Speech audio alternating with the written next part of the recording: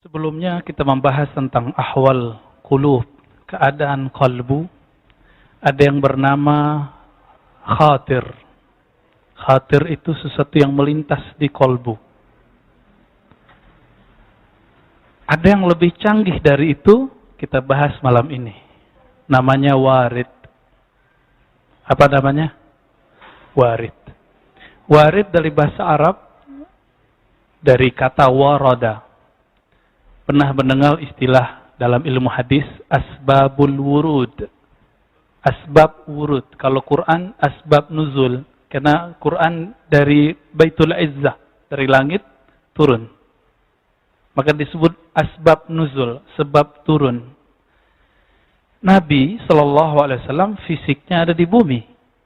Maka apa yang muncul dari kalam Nabi, apa kondisi sebelum Nabi berbicara, berbuat, disebut dengan asbabul wurud.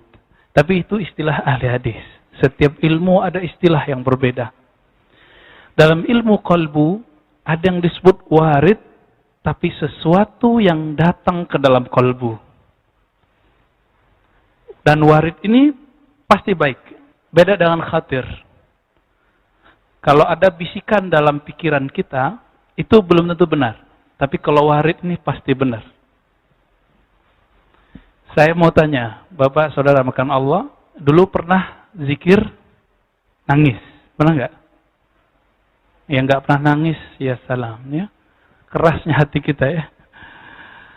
Itu gunung kalau hujan, keluar Pak, air mata air muncul. Bahkan di musim kering pun masih bisa memancarkan air. Kita setiap hari ketemu masjid, ketemu pengajian, buka YouTube, ketemu pengajian, tapi kok hati tambah keras? Apa yang masalah di situ? Maka kalau ada bisikan dalam diri, belum tentu benar. Ini rumusnya. Bisa jadi dari syaitan. Disebut waswas. Contoh. Kita ketemu orang, terus dalam hati, alirannya beda nih, pasti sesat nih. Nah itu waswas itu Pak. Ya. Atau ketemu orang yang agak soleh-soleh dikit, kita bilang, wah kayaknya wali nih. Belum tentu juga tuh. Ya, bisa jadi was-was dua-duanya. Ada yang disebut ilham. Ilham ini dari malaikat. Kita kan taunya ilham dari Allah. Enggak. Imam Qushairi, imam ahli hadis dan ahli qalbu di zamannya, mengatakan, tidak semua ilham itu dari Allah. Tapi kalau orang ahli qalbu menyebut ilham, maknanya dari malaikat. Kalau dari Allah, namanya wahyu. Apalagi istilahnya? Kalau dari Allah bisa juga disebut muhaddas. Muhaddas itu untuk wali, wahyu untuk nabi. Jadi bapak-bapak ini, itu kalau baca kisah Imam Syafi'i itu dapat muhaddas. Beda dengan muhaddis. Muhaddis itu baca teks. Lalu muncul makna dalam pikirannya. Kalau muhaddas, nggak perlu baca teks, muncul makna dalam dirinya. Di dalam Al-Quran disebut ilmu laduni. Nabi mengatakan, jika ada di umatku yang begitu, Umarlah salah satu orangnya.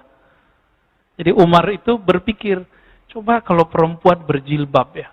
Turunlah ayat jilbab. Coba kalau begini, ada 3 ayat turun. Karena Umarlah yang bergumam. Jadi apakah duluan ke Umar atau ke Nabi? Kan Nabi yang dapat wahyu. Kenapa Umar yang berkomentar? Nah ini yang disebut muhaddas. Apa namanya? Muhaddas itu orang yang diajak berbicara oleh Allah. Tapi dia bukan Nabi. Ini hadis sahih Bukhari dan Muslim. Ketika Utsman lagi duduk-duduk di rumahnya ada tamu. Tamunya habis jalalatan Pak di pasar. Lewat pasar, Suq Madinah. Pasar Madinah. Jalalatan itu mata orang. Sahabat Nabi, mata jelalatan, apalagi kita. Ya, ngaku aja Pak, kita jelalatan semua ini. Ya. Ini mau sesoleh apa aja muka kita, pasti suka ngelihat yang bening-bening, cantik-cantik. Itu normal. Tapi kita diminta untuk di atas normal. Kalau salah, ngaku salah di hadapan Allah. Gitu. Akhirnya orang itu ditegur oleh Utsman. Aku melihat ada kegelapan di matamu, bekas dari mata jelalatan. Sahabatnya protes, mau bela diri dia. Apa kata dia? Wahai Utsman, apakah masih ada wahyu setelah Nabi Muhammad sallallahu alaihi wasallam? Apa jawaban Utsman? Tidak. Ini namanya firasat. Jadi firasat, khatir itu satu grup.